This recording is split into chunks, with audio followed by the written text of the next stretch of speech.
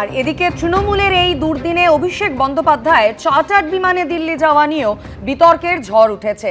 পার্টির খরচে এই সফরের সমালোচনায় মুখ খুললেন কুণাল ঘোষ।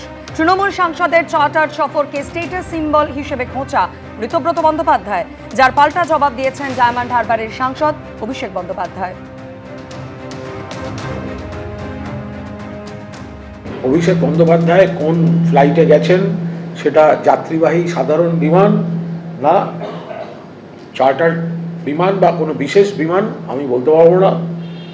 এখন এই বিষয়ে আমি কথা বলার কেউ নই, কিন্তু পার্টির খরচা করে যদি কেউ বিমান ভাড়া করে গিয়ে থাকে তাহলে আমি কোনো মতে সেটা সমর্থন করছি না। যারা বলছেন আমি কিসে আসছি, কিসে যাচ্ছি, কোত্থেকে নামছি, তারা যদি লিখিত দিয়ে দেয় অভিষেক বন্দ্যোপাধ্যায় ইকোনমি ক্লাস যাবে, আমার পাশের সিটে যদি কেউ বসে, যেটা আমার সাথে অনেকবার হয়েছে, আমার লিগ্যাল ওপিনিয়ন নিয়ে এটা করা। কুণাল ঘোষ আমার সহকর্মী, সে যদি আমার বিরুদ্ধে বলে আমি তার বিরুদ্ধে বলবো না। অভিষেক বন্দ্যোপাধ্যায় তিনি গতকালই গিয়েছেন দিল্লিতে, আপনারা জানেন, এবং চার্টার্ড বিমানে তার দিল্লি যাওয়া নিয়ে বিতর্কের ঝড় উঠেছে।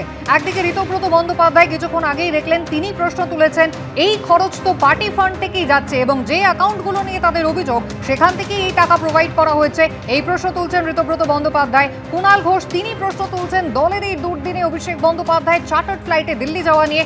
অভিষেক বন্দ্যোপাধ্যায়ের বক্তব্য আপনারা শুনলেন, কিন্তু এই চার্টার্ড ফ্লাইট যা নিয়ে এত প্রশ্ন উঠছে তার ভাড়া কত, দিল্লি কলকাতা যাতায়াতের খরচা কেমন হয়? বিমান পরিবহনের সঙ্গে যুক্ত একাংশের মতে চার্টার্ড ফ্লাইটে শুধু কলকাতা থেকে দিল্লি যেতেই খরচ হয় অন্তত 13 লক্ষ টাকা, অর্থাৎ যাওয়া আসা মিলিয়ে খরচ হয় অন্তত 26 লক্ষ টাকা। জ্বালানির দাম কিংবা পার্কিং এর ভাড়া বাড়লে এই খরচ আরো বাড়তে পারে। সেখানে বিজনেস ক্লাসে দিল্লি যেতে ভাড়া লাগে 17,000 থেকে 35,000 টাকা পর্যন্ত। উৎসবের সময় বা যাত্রীদের চাপ যদি থাকে তাহলে খরচ বেড়ে খুব বেশি হলে 50,000 পর্যন্ত পৌঁছতে পারে।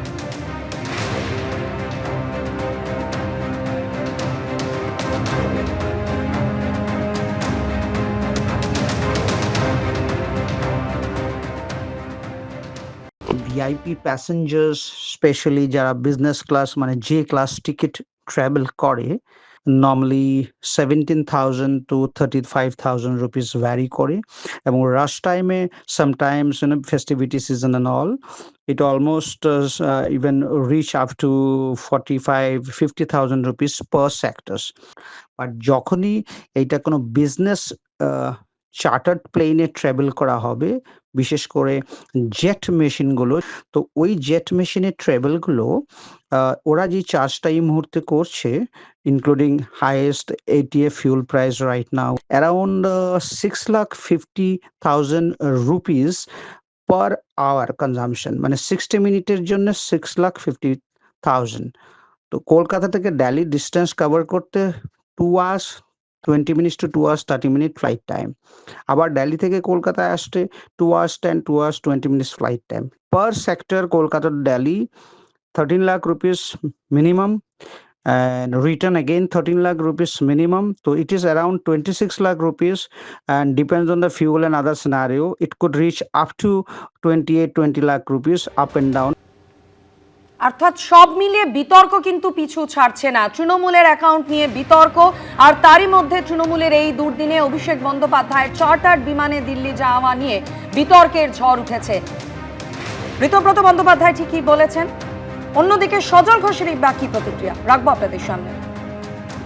অ্যাকাউন্টে যে টাকা, এটা যে কাটমানির টাকা নয়, এটা যে ডাকাতির টাকা নয়, এক্সটর্শনের টাকা নয়, নানান ধরনের দুর্নীতির টাকা নয়, এটা প্রমাণ করা আমাদের পক্ষে সম্ভব নয়। এবং এই যে টাকা, ধরুন এই যে চার্টার্ড ফ্লাইট, তাহলে এই টাকা থেকেই খরচ হচ্ছে।